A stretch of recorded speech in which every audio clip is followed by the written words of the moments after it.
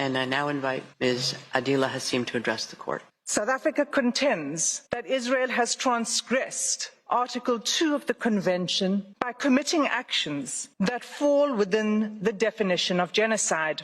At this provisional measures stage, it is not necessary for the court to come to a final view on the question of whether Israel's conduct constitutes genocide. It is necessary to establish only whether at least some of the acts alleged are capable of falling within the provisions of the Convention.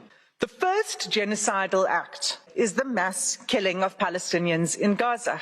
Nowhere is safe in Gaza.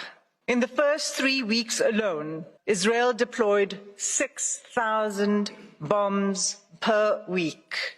At least 200 times it has deployed 2,000-pound bombs in southern areas of Palestine designated as safe. Israel has killed an unparalleled and unprecedented number of civilians, with the full knowledge of how many civilian lives each bomb will take. The scale of Palestinian child killings in Gaza is such that UN chiefs have described it as a graveyard for children. The second genocidal act is Israel's infliction of serious bodily or mental harm to Palestinians in Gaza. Israel's attacks have left close to 60,000 Palestinians wounded and maimed. Large numbers of Palestinian civilians, including children, are arrested, blindfolded, forced to undress, and loaded onto trucks, taken to unknown locations. Turning to the third genocidal act, Israel has deliberately imposed conditions on Gaza that cannot sustain life. First, by displacement. There is nowhere safe for them to flee to.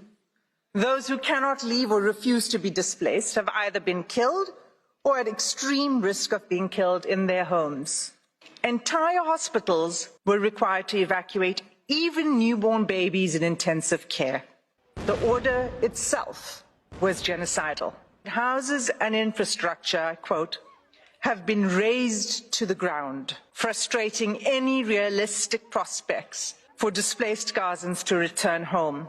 The destruction is celebrated by the Israeli army, erecting the Israeli flag over the wreckage, seeking to re-establish Israeli settlements on the rubble of Palestinian homes. Israel's conduct has been deliberately calculated to cause widespread hunger, dehydration, and starvation. An unprecedented 93% of the population in Gaza is facing crisis levels of hunger. More Palestinians in Gaza may die from starvation and disease than airstrikes. Israel has deliberately inflicted conditions in which Palestinians in Gaza are denied adequate shelter, clothes, or sanitation. Cases of diarrhea in children under 5 years of age have increased 2,000%. The fourth genocidal act, the healthcare of infrastructure in the Gaza Strip, has been completely obliterated. Israel is blocking the delivery of life-saving aid, including essential medical kits for delivering babies. All of these acts form a calculated pattern of conduct by Israel, indicating a genocidal intent. The facts before the court today are sadly even more stark, and like the Gambia-Myanmar case, deserve and demand this court's intervention. Nothing will stop the suffering except an order from this court. Without an indication of provisional measures, the atrocities will continue, with the Israeli Defense Force indicating that it intends pursuing this course of action for at least a year. In the words of the UN Under-Secretary General, you think getting aid into Gaza is easy? Think again. 3 layers of inspections before trucks can even enter.